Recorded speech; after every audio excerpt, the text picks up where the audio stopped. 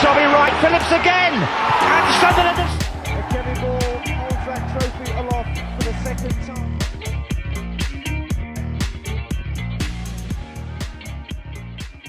Hello all, how we're doing? So we're back again with another video, back now with the match preview of our up and coming game at Bramall Lane on Friday night against high-flying Sheffield United. So a quick turnaround, as is the norm in the Championship, especially heading towards Christmas. Like I say, following that bore fest against West Brom, we'll now head to Sheffield United. I will get onto us in a bit because I've got quite a bit to say, but let's have a look at Sheffield United. And so they're managed by wily old Chris Wilder, over 1,000 games in management, and now in his second spell at Sheffield United. Well, his fourth spell really, if you count his 2 spells as manager. Got a great record. In his first spell, he took them from League One to the Premier League in 3 years, and they finished 9th in that first season back as well. But his second spell in charge looks like this. So he's managed 45, he's won 15, drew 9, lost 21, got a win percentage of over 33%. But like I say, he's managed over 1,000 games, 1,035 games, 444 wins, 245 draws, 346 losses, a win percentage overall of 42%. And what a record that is to have after 1,000 games. You know, they are currently on a great run of form. They've took 21 points out of a possible 30, winning 5 of the last 6, and only Coventry stopped them from making 6 out of 6 with a 2-2 draw the other week, and they had a man sent off that game as well. Bearing in mind they did have 2 points deducted as well at the start of the season, they currently sat second in the league after Leeds won last night and knocked them off the top spot. So far this season they've played 17, won 11, drew 4, lost 2, scored 24, only conceded 9, got 35 points. So they are joint top with Leeds on goal difference. Home form has been just as impressive. They've played 8, won 7, drew 1, lost none, scored 13, conceded 2, and they've taken 22 points out of their 8 home games this season. So if we didn't know already how tough Friday night's going to be, them stats and that record just shows you how tough it is going to be a really, really difficult game. The squad's also littered with players of Championship experience as well. Defenders Harrison Burrows and Harry Souttar are their top 3 performers, along with Vinny Souza. Top goal scorer is Tyrese Campbell. He's got 5 goals, who they got on a free transfer, by the way, the same time that we signed Aaron Conley. Gustavo Hamer has got 4, and Jezrin Raksaki has got 4 as well. Again, Raksaki is a player that we were linked with as well. Hamer also has 4 assists. Callum O'Hare and Raksaki have 3 and 2 respectively. So they are going to have to be matched really, really closely. You know, they do like to play a 4-2-3-1 formation, and that front 4 is very, very dangerous. O'Hare, Hamer and Raksaki really are a force to be reckoned with. I've seen them a few times this season, and going forward they really are a threat. Raksaki on the right hand side, and you've got Hamer in the middle and Callum O'Hare floating about. 3 massively creative players. Raksaki's got loads of pace, scored a great goal against Coventry the other weekend. So like I say, that front 4 with Tyrese Campbell as well, he's in a great run of form, really worries me getting into the game on Friday night. You know, so how do we go about causing them problems? And so under us, well, it starts off for me really with the team selection, and that's where we're kind of struggling from the off for me, and we're lacking civilian squad depth in my eyes. Like I've said on numerous occasions this season, the midfield isn't good enough. Dan Neil again on Tuesday night was very, very sloppy, and I will say it again, he's not a deep lying midfielder, but because we haven't got one, he's been forced to play there. Or Ridge Libris sees him as a deep lying midfielder. He's not that. He's not strong enough, he's not fast enough, and he gives the ball away too much. There on the wings, Tommy Watson isn't ready for the first team yet. But because we've lost Romain Mundle, we haven't got a recognised left-sided player, then Tommy Watson's been forced to play there. But having said that, we've got the likes of Naz Rusjan and Jefferson Bennett, who were signed both on that left-hand side. So why are they not getting a look in? Is it, Mr. Speakman again telling Regis Lebris that he can't play them or not to play them because, they've never had a look in? Russian's on the bench 9 times out of 10, but he never gets on. And Dewey is nowhere near the first team. So, I'd love to know what that situation is. Like, how has Tommy Watson suddenly jumped above them to get a game? On Tuesday, Patty Roberts was awful. He flatters to deceive 9 times out of 10. He's got great feet, a lot of fancy tricks, but his end product is virtually non-existent. And like I say, on Tuesday, his set pieces, his corners and free kicks were absolutely woeful. For me, he had a good start of the season, but that was only because in my eyes that we signed Ian Paveda and he thought his place was under threat. That's why he started putting the performances in now. He thinks he's guaranteed a game, so he's not putting his heart and soul into every game. Wilton Isidore on Tuesday got no service whatsoever from Watson or Roberts. We simply couldn't create nothing at all against the packed defence. Now I know Friday night's going to be a lot more open, but do Roberts and Watson have the nous to try and create stuff against the defence that's only conceded 2 goals at home? I'm not too sure. Now the defence is also causing a lot of debate amongst fans as well. Like I said in the review of West Brom, the team selection was very, very poor. Shoving Trey Hume to the left-hand side to accommodate Luke O'Nien on the right was a crazy decision in my eyes. You're now playing 2 players effectively out of position. And then when he comes off, he chucks his toys out the pram after 60-odd minutes. Didn't like it, so throw that into the mix that we're now hearing that a certain Mr. Dodds is seemingly having more and more of an impact on tactics and team selection. That's why our performances could have gone backwards in recent weeks. This was backed up by some of you on here who sit behind the dugout and have said on Tuesday night that it seemed to be that Dodds was telling Regis Lebris what to do, booming instructions out, always in his ear telling them what to do.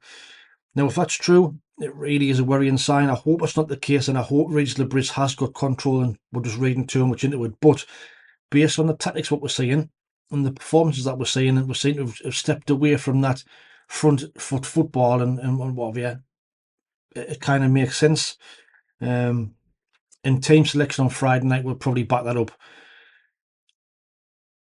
Which way do I think we'll go on Friday? Well, based on all I've just said, I think I can really see us doing something stupid like switching to a back 3 to accommodate Luke O'Nien. This is something I think that Dodds will push for. If we do go that way, I'll be fuming because, as we proved against Coventry, it's something that we can't do. We can't play that formation. But I've just got an awful feeling that we might do that just to accommodate Luke O'Nien in the side. So we could play something like this. Patterson in goal, a back 3 of Mackem, Ballard and O'Nien, Trey Hume right back, Dennis Certain left back if he's Trey Hume right wing back, Dennis Certain left wing back if he's fit. If not, Adjie can play there. And then in the middle it'll be something like Job, Neil and Rigg, with Aaron Connolly playing just behind Wilton Isidore. Now on paper that doesn't look too bad a side, but that's a back 3 and a back 5 is not the way I think Regis Lebris wants to play, not his favourite formation. And if we do go that way, I do think that will be a lot of influence from other sources, shall we say. Also, like I said, to consider, we've already said, is why is Watson getting a game before Jefferson Bennett and Naz Rusjan? Naz Rusjan prefers to play out on the left-hand side. He scored loads of goals from there.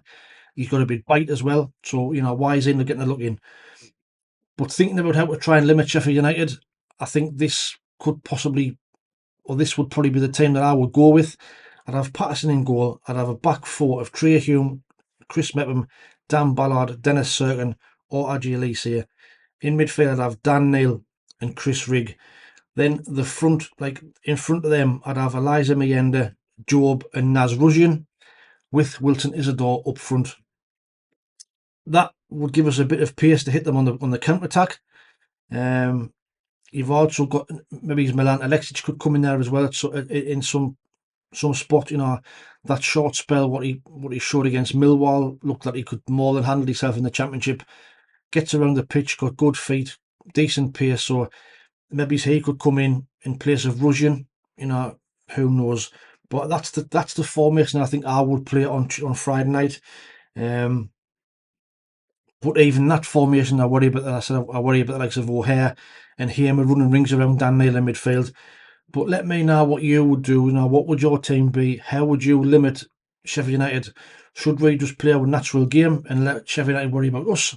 I think if we're going there gung ho, we'll get battered. So I think we will play like West Brom played against us on Tuesday night. We will sit in, we will put men behind the ball and look to try and hit them on the counter attack.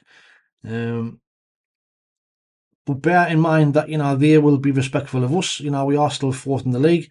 We have been on a great run of form. We are hard to beat. So they will be respecting us and they will fear us of some kind, I think. But score predictions, then I do think we're going to struggle. The first goal in the first 20 minutes is going to be crucial for me in this game. If we can keep them out and maybe nick a goal, then our confidence will grow. They might start getting a bit more edgy and a bit more panicky, and we might be able to sneak a result. I hate predicting us to get beat, but like I say, this is going to be a really, really tough game. So I'm going to stick my neck out on the line. I'm going to say we'll get a 1-1 draw and make it 6 draws in a row. Now, a draw down there probably wouldn't be a bad result on the face of it, but based on what's gone on beforehand, we ideally need to get a win because we're now sitting fourth in the league with Leeds, Sheffield United and Burnley all winning during the week. If we don't get any points on Friday, we can't drop any lower than fourth, but the teams below us can then close up to within 1 or 2 points of us. So it's vitally important that we do get something out of the game. Other games at the weekend, we've got Middlesbrough versus Hull Saturday at 12:30, Watford versus QPR Saturday at 12:30, Leeds are at Blackburn, West Brom go to Preston, Burnley go to Stoke. So there's a lot of the teams have got some tough games. Leeds will not be easy going to Blackburn. Blackburn beat Middlesbrough last night, so that's a tough game for them. Preston will be a tricky game. And Burnley are at Stoke, and Stoke are a hitty-missy side. So we'll have to wait and see how them games go. But like I say, we've got to worry about us, focus on us getting a result, and we'll take it from there. So score predictions, get your score predictions in the comments below for a chance to get on that leaderboard. Like I say, I've gone for a 1-1. Only 2 people predicted a draw on Tuesday, so well done to Banks and Bell and Gary Dunn, who predicted draws but didn't get the result. So the leaderboard remains unaffected at the top, with John Ruddock still out on his own at the top on 30 points. Now, don't forget to check out Fanatics and the Retro Hub. Everything that you need is in the links in the description below. Links are all on there. It's 25% off Black Friday sale on stuff on the club website. Coming towards Christmas might be an ideal chance to get some Christmas presents for people. I've had a look on there, some kind of stuff on there at discounted prices.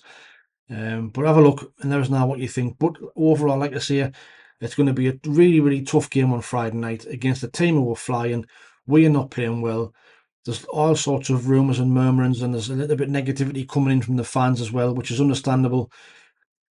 But I know on the bigger picture, we weren't expected to challenge. We weren't expected to be up there anywhere near the playoffs. But the fact is, like I said in my preview video of West Brom, we are up there and we need to stay there. We shouldn't just accept the fact that we're starting to drop down the league. It's not us, but we need to get back to doing what we were doing at the start of the season. High pressing football, high energy and attacking teams, and let them worry about us. And we've seen to have gone into the mentality of not lose rather than try to win, which is a worrying sign. But if it is the case where Dodds and Proctor and Speakman are having more and more of an influence, then that's worrying signs for me. Backed up what Tony Mowbray has said in one of his recent talkings, that he felt he was sacked because he was getting pressured into playing certain players. That to me says it all, and it's not the way a manager wants to pick his side and wants to work. So we'll have to wait and see what the team is on Friday night. But let me know what your thoughts are in the comments below. What would you do? What would your team selection be? And what's your score predictions? But until the match review coming out probably on Friday night or Saturday morning, thanks for watching. Please like, share and subscribe to the channel if you don't mind. For whatever reason, subscribers have dropped off a cliff. We've lost like 40 subscribers in the previous 28 days, so I didn't know what's happened there, whether people's just sick of hearing my voice and hearing me waffling, I didn't know. But please like, share and subscribe if you don't mind. Thanks for watching, take it easy, stay safe, and we'll speak soon. Ta-ra.